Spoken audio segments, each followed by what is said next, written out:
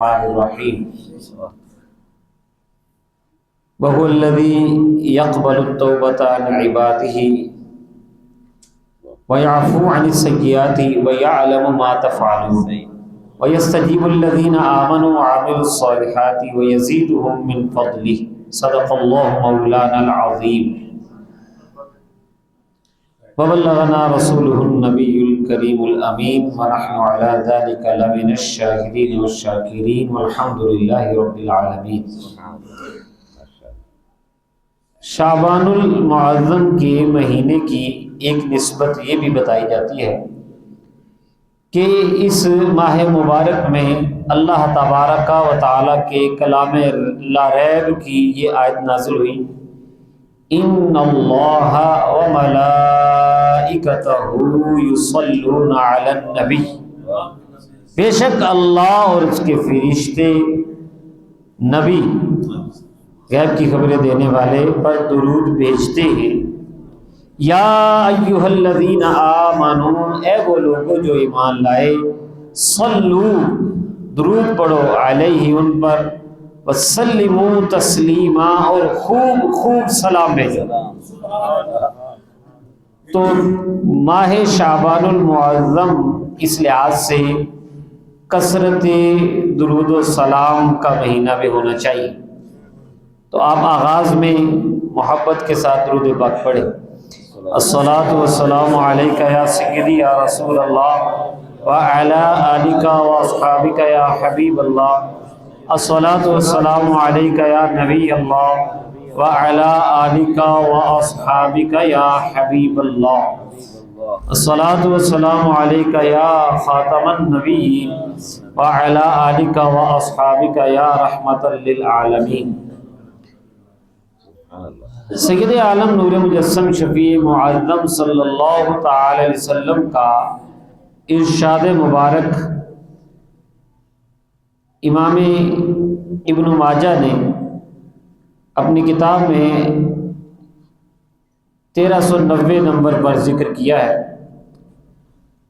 فرمایا ان اللہ لا یطلع فی لیلۃ النصف من شعبان فیغفر لجمیع خلقہ الا لمشرک ومشاحن۔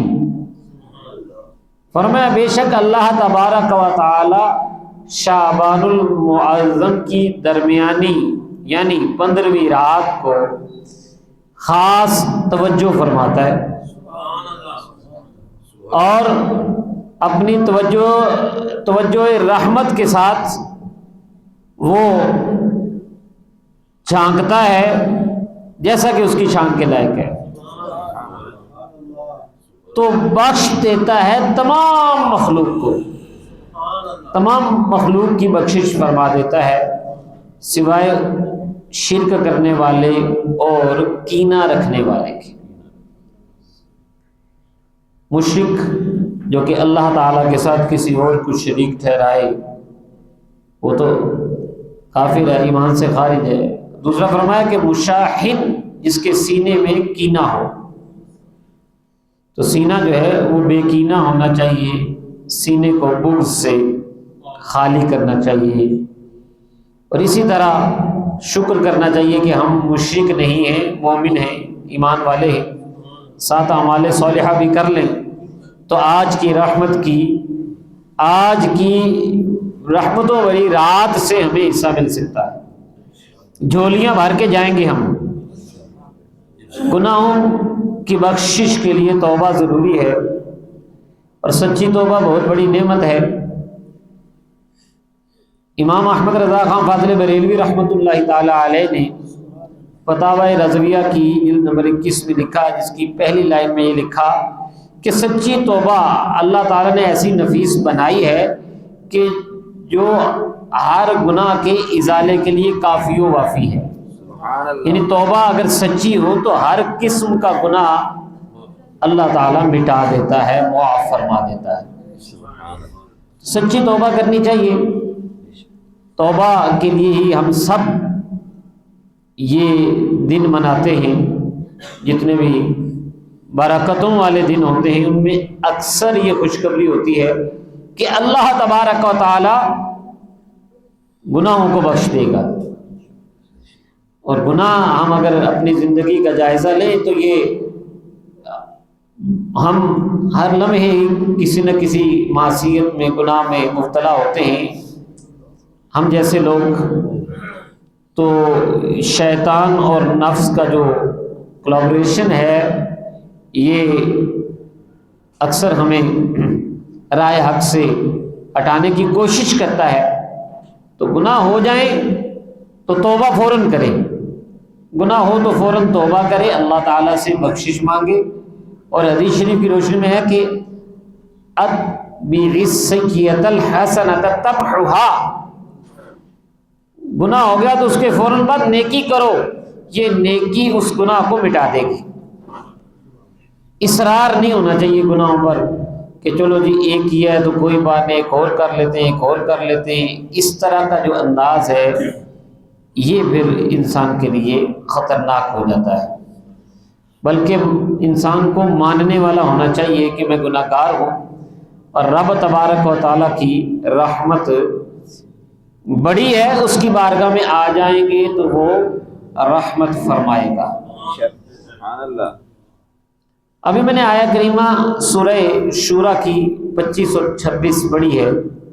اللہ تبارک و تعالیٰ ارشاد فرماتا ہے وَهُوَ الَّذِي يَقْبَلُ التَّوْبَةَ عَنْ عِبَادِهِ وَيَعْفُو عَنِ السَّيِّئَاتِ وَيَعْلَمُ مَا تَفْعَلُونَ۔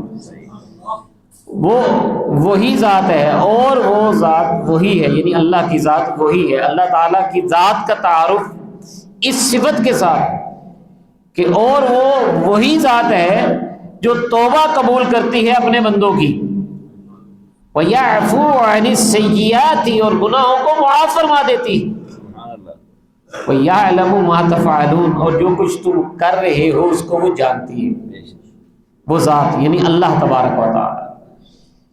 وَيَسْتَجِيبُ الَّذِينَ آمَنُوا وَعَمِلُوا الصَّالِحَاتِ اور وہ دعا قبول فرماتا ہے ان لوگوں کی جو ایمان لائے اور اچھے اعمال کرتے رہے۔ نہ صرف ان کی دعا کے مطابق انہیں عطا فرماتا ہے بلکہ فرمایا وَيَزِيدُهُم مِّن فَضْلِهِ اور اپنے فضل سے اور زیادہ عطا فرماتا ہے۔ سبحان اللہ۔ یہ صفات اپنے ذہن میں رکھیں۔ آیت نمبر 25 اور 26 سورہ شورى، اللہ تبارک و تعالی نے فرمایا وہ توبہ قبول کرتا ہے، بندہ لوٹ آئے تو اللہ تبارک و تعالی اس بندے کی حاضری کو قبول فرما لیتا ہے، پھر بندہ معافی مانگے تو اللہ تعالی گناہوں کو مٹا دیتا ہے، حالانکہ وہ سب جانتا ہے کہ ہم کیا کر رہے ہیں،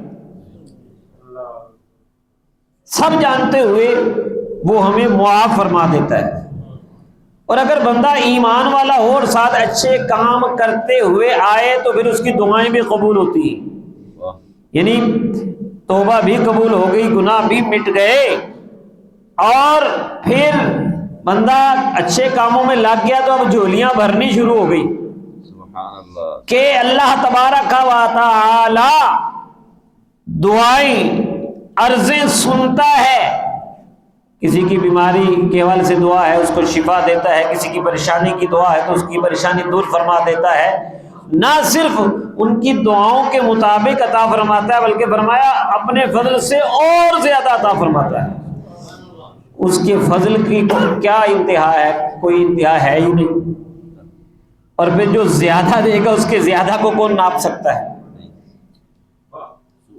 کون زیادہ دے گا؟ اللہ تعالیٰ زیادہ دے گا، تو وہ اپنی شان کے لائق ہی دے گا نا، تو بے حساب دے گا۔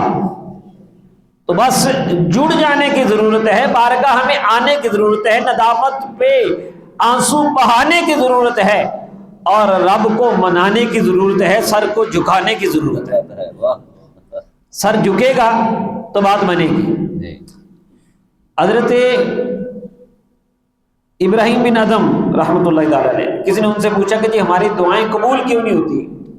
انہوں نے کہا کہ جس سے دعا کرتے ہو اس کے احکام پہ عمل جو نہیں کرتے، اس کی مرضی کے کام نہیں کرتے تو دعائیں قبول نہیں ہوتی۔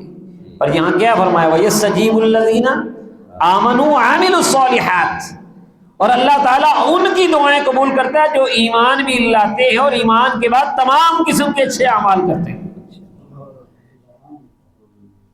تو آج کی رات جو ہم آس لگا کر آ گئے کہ لوگ تو اس سے بھی پریشان ہو جاتے ہیں کہ جی یہ شب برات کی رات عبادت نہ کریں، صبح روزہ نہ رکھیں، تو بھائی سارا سال ہی اللہ تعالیٰ نے عبادت کے لیے بنایا، کوئی وقت منع ہے عبادت سے؟ ہاں نماز کے لیے تو 3 وقت ہیں، وہ روزانہ میں منع ہے، صبح سورج نکلتے وقت سجدہ نہیں کرنا، دوپہر کو زوال کے وقت، شام کو سورج غروب ہونے سے پہلے 20 منٹ جو ہے، وہ بھی صرف عبادت میں سجدہ منع ہے، ورنہ اس وقت ذکر و اذکار تو کر سکتے ہیں، عبادت تو اس وقت بھی ہوتی ہے۔ اور روزہ جو ہے وہ 5 دن کے روزے منع ہیں۔ کون سے؟ 4 قربانی کے اور 1 عید الفطر کا، 10 11 12 13 ذوالحجہ اور 1 عید الفطر کا، یہ 5 دن روزہ رکھنا منع ہے شریعت میں۔ اس کے علاوہ کبھی بھی روزہ رکھا جا سکتا ہے۔ تو جو کام ہمیشہ کیا جا سکتا ہے اگر شب برات پر کیا جائے تو اس سے کیا پریشانی؟ اور اس کے لیے کوئی بے بنیاد بات بھی نہیں ہے، احادیث موجود ہیں۔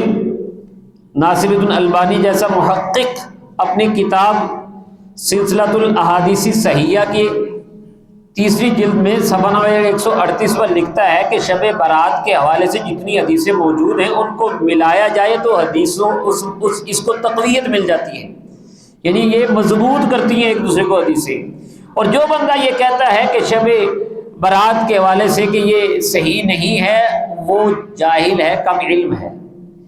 یہ اس کی بات کا میں مفہوم بتا رہا ہوں، وہ سخت قسم کا نقاد ہے البانی، اس نے بھی یہ کہا ہے۔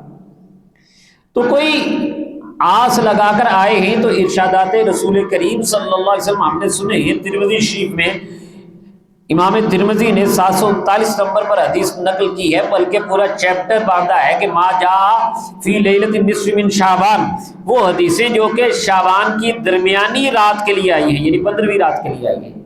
اور اس میں وہ حدیث شریف مشہور حضرت سیدہ عائشہ رضی اللہ تعالیٰ عنہا والی موجود ہے کہ نبی کریم صلی اللہ تعالی علیہ وسلم نے فرمایا ان اللہ عز وجل ينزل لیلۃ النصف من شعبان الى السماء الدنیا فیغفر لاکثر من عدد شعر غنم کلب، کہ بے شک اللہ تبارک و تعالی شعبان کی 15ویں شب اپنی خاص تجلی آسمان دنیا پر فرماتا ہے اور کلب کی بکریوں کے بالوں سے بھی زیادہ گناہوں کی بخشش فرما دیتا ہے۔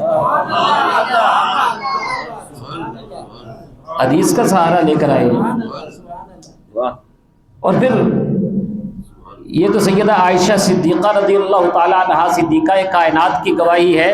آؤ در مولا علی پر بھی چلیں، مشکل کشا شیر خدا علی المرتضی کرم اللہ وجہ الکریم کی حدیث مبارک جو ہے وہ ابن ماجہ نے 1388 نمبر پر نقل کی ہے کہ حضرت علی رضی اللہ تعالیٰ نے فرمایا، اس حدیث کے ناقل وہ ہیں کہ نبی پاک صلی اللہ تعالی وسلم فرماتے ہیں کہ جب شعبان کی درمیانی رات یعنی کہ مڈ نائٹ آف شعبان مطلب 15ویں رات آ جائے، کرو کیا؟ قوموا لیلہا وصوموا نہارہا، رات کو قیام کرو، دن کو روزہ رکھو۔ آگے نا دونوں چیزیں، ہم تو اس آس پہ بیٹھے ہیں۔ ویسے تو مطلقاً بھی اگر کوئی روزہ رکھ لے تو منع نہیں، تو ایسے زور لگانے کے بجائے اگر کوئی پڑھ رہا ہے تو ہاں اس کو پڑھنے تو، ہاں جو پٹاخے بجا رہا ہے، جو غلط کام کر رہا ہے، کسی اور شغل میں لگا ہوا ہے، اس کو سمجھایا جائے۔ ہم یہ نہیں کہتے کہ فرض اور واجب ہے، یہ نہیں کہتے فرض اور واجب ہے، یا یہ نہیں کہتے کہ صرف اسی رات ہی توبہ کرو گے تو قبول ہوگی، کسی اور وقت میں نہیں ہوگی۔ 24/7 توبہ کا پیکج آن ہے، ہر سیکنڈ، سارا سال۔ یہ جو ابھی میں نے آیت پڑھی یہ مطلق ہے، اس میں کوئی وقت کی قید نہیں ہے۔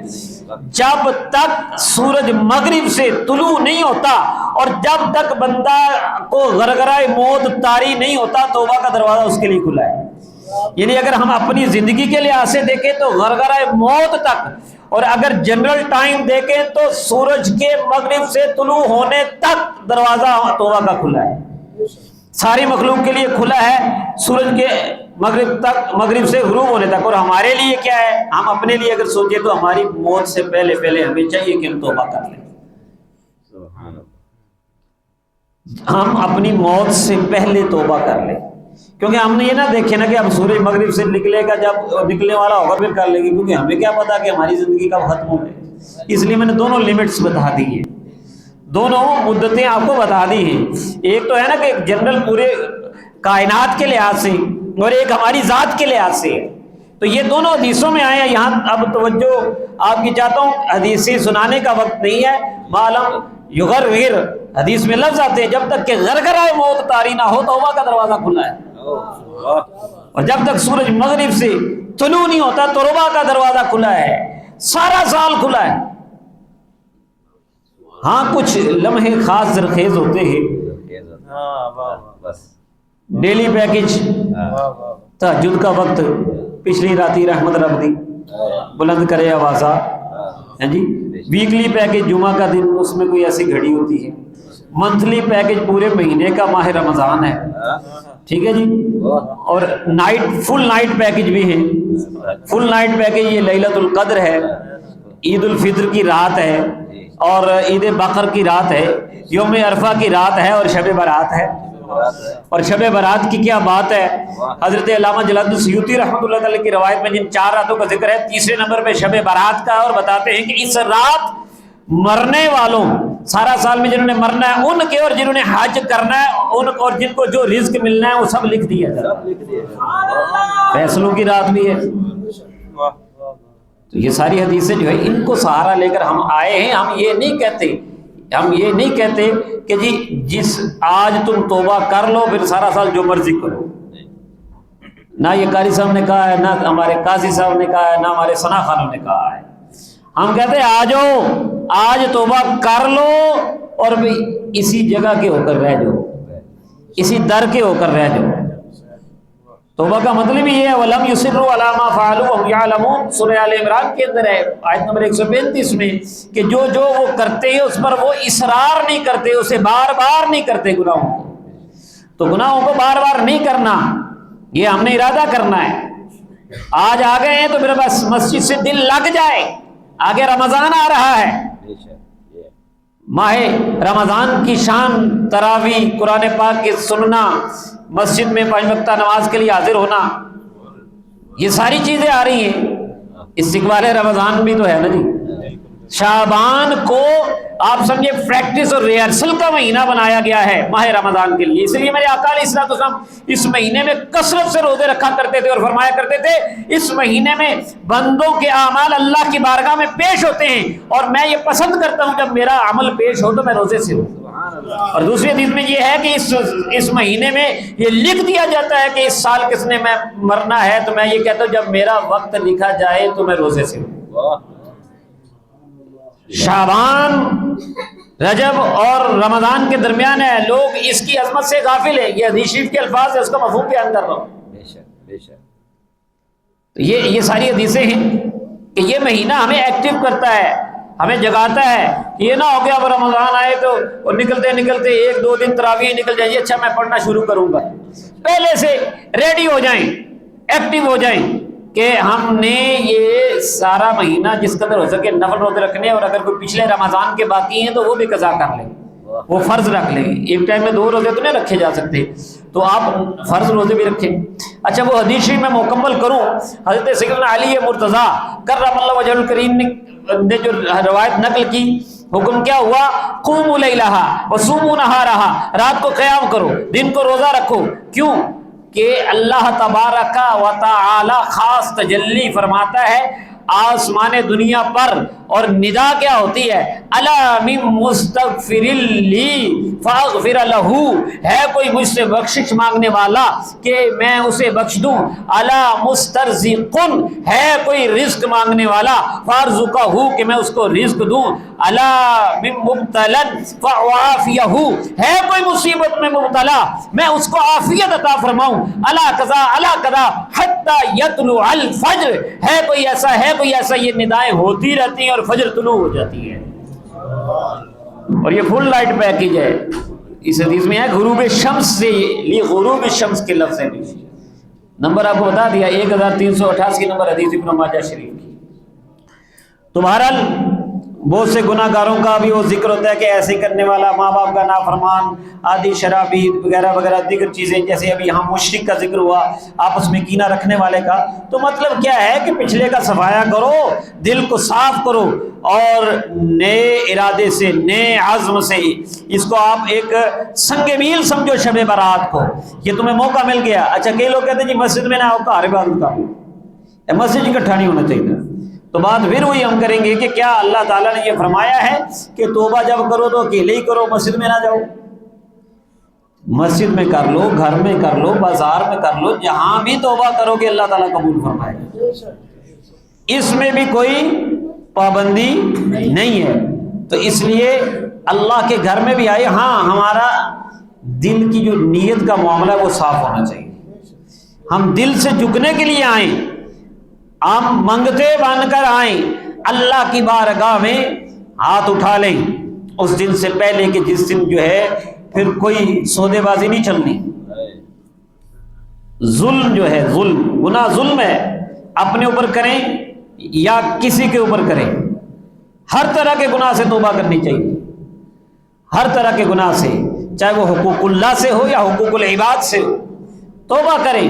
کیونکہ اللہ تبارک و تعالی نے خود فرمایا ہے سورہ ابراہیم کے آیت نمبر 42 میں، وَلَا تَحْسَبَنَّ اللَّهَ غَافِلًا عَمَّا يَعْمَلُ الظَّالِمُونَ، ہرگز اللہ تعالیٰ کو اس سے غافل نہ سمجھو جو ظالم کر رہے ہیں.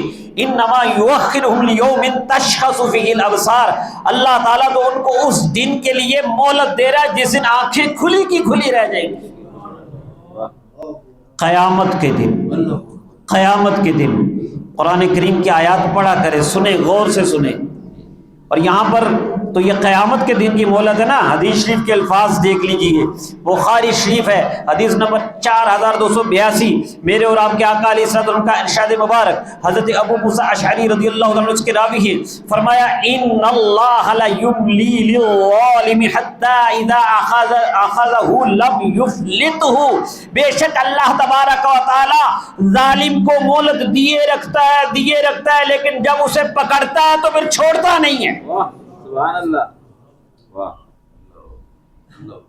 اور ساتھ نبی کریم صلی اللہ تعالی علیہ وسلم نے سورہ ہود کی آیت نمبر 102 کی تلاوت کی. سنیے، وَكَذَلِكَ أَخْذُ رَبِّكَ إِذَا أَخَذَ الْقُرَىٰ وَهِيَ ظَالِمَةٌ إِنَّ أَخْذَهُ أَلِيمٌ شَدِيدٌ، اور اسی طرح تیرے رب کی پکڑ ہے جب وہ بستیوں کو پکڑتا ہے جو ظلم کرنے والی ہوتی ہے، بے شک اس کی پکڑ بڑی دردناک، بڑی شدید ہے. جن قوموں پہ عذاب ہے نا ان کے ذکر کے بعد یہ آیت سورہ ہود میں آتی ہے، وَكَذَلِكَ أَخْذُ رَبِّكَ، اسی طرح تیرے رب کی پکڑ ہے جب وہ پکڑتا ہے. تو فرمایا کہ جس دن آنکھیں کھلی کی کھلی رہ جائیں گی اس دن کے لیے اللہ تعالیٰ ان کو مہلت دے رہا ہے. اس دن کیا ہوگا؟ مہطعین مقنعی رؤوسہم لا یرتد الیہم طرفہم وافئدتہم ہوا، توڑتے پھرتے ہوں گے سر اوپر کو اٹھا کے، آنکھیں پل کے نیچے جھپکیں گی نہیں اور دل اڑ گئے ہوں گے. اس قدر خوف طاری ہوگا، ہولناکی طاری ہوگی. راہ پرخار ہے کیا ہونا ہے، پاؤں افگار ہے کیا ہونا ہے، دل کے تیمار ہمارا کرتا آپ وہ بیمار ہے کیا ہونا ہے. جس دل نے ہمیں سیدھا کرنا تھا ہمارا دل ہی بیمار ہے. چھپ کے لوگوں سے کیے جس کے گناہ وہ خبردار ہے کیا ہونا، چھپ کے لوگوں سے کیے جس کے گناہ وہ خبردار ہے کیا ہونا ہے.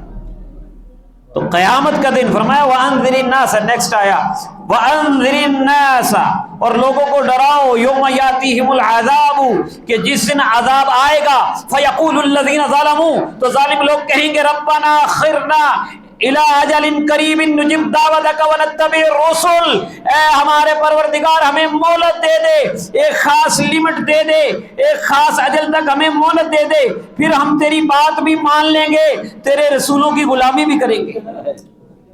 اللہ تعالیٰ فرمایا کہ اولم تکونوا اقسمتم من قبل، اس سے پہلے تم قسمیں نہیں کھایا کرتے تھے، ما لکم من زوال، کہ تمہیں زوال آنا ہی نہیں، تمہیں اپنی کرسیوں پر اپنے منصبوں پر ناز تھا، وسکنتم فی مساکن الذین ظلموا، اور تم ظالموں کی بستیوں میں جاتے بھی رہے، وہاں رہے بھی ہو، وتبین لکم کیف فعلنا بہم، اور تمہیں پتہ لگ گیا تھا کہ ان بستی والوں سے ہم نے کیا کیا تھا، وضربنا لکم الامثال، ہم نے تمہیں مثالیں بیان کر کر کے سمجھایا تھا۔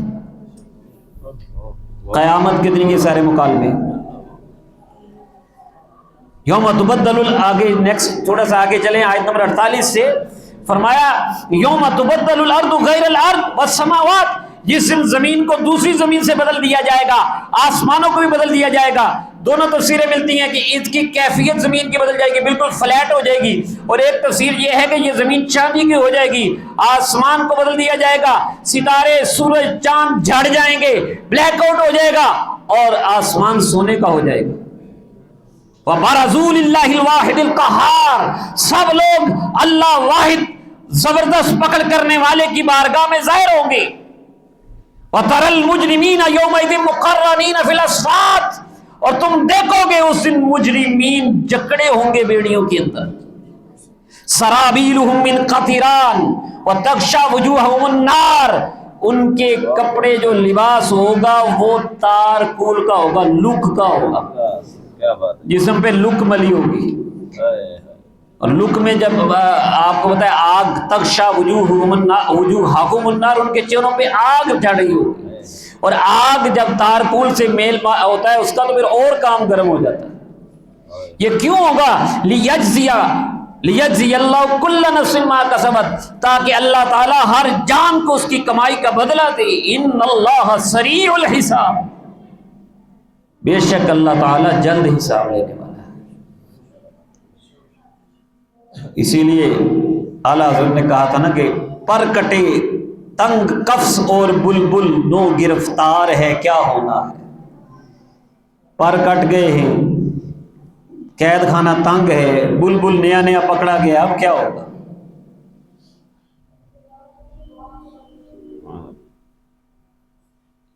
لیکن بس ہم امید لگا کے آئے، اور ایمان امید اور خوف کے درمیان ہے۔ ان آیات کو ذہن میں رکھیے جو میں نے آج سنائی آپ کو، 42 سے 45 اور 48 سے آگے 51 نمبر تک یہ آیات سورہ ابراہیم کے آخری رکوع سے ہیں۔ مطالعہ کیا کریں، آخرت کے لیے اپنے آپ کو جواب دہ سمجھیں۔ اس کی مرضی ہے، بخش دے تو ایک علیحدہ بات ہے، لیکن ہم نے اس دنیا میں جو کچھ کیا ہے اس پر ہمارا محاسبہ ہمیں کرنا چاہیے، کریں گے انشاءاللہ۔